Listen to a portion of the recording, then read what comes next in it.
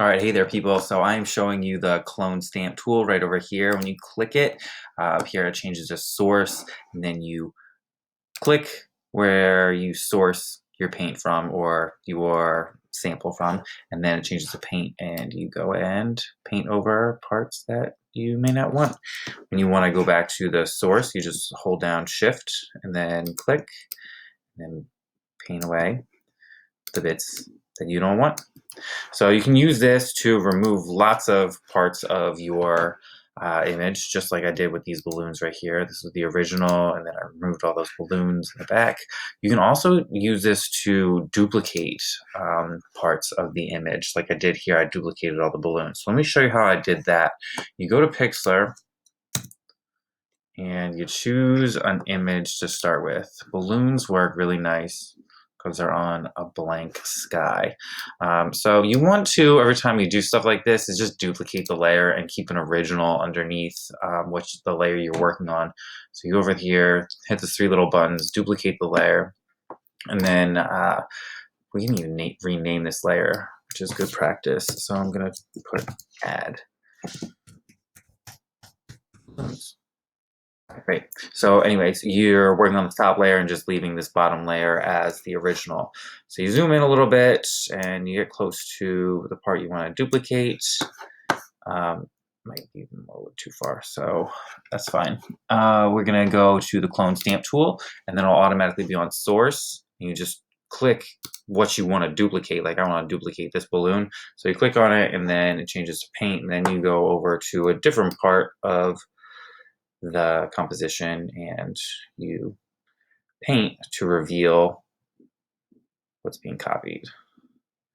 You just have to be careful about maybe the colors matching where you put it for like the background.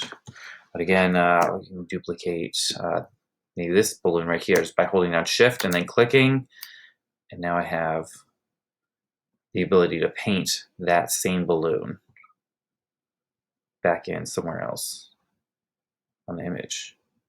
So let's do some more. Hold down the spacebar key to get to the hand tool. And you can just click and drag to reposition, and then hold down Shift to sample the balloon over there and paint a balloon over here.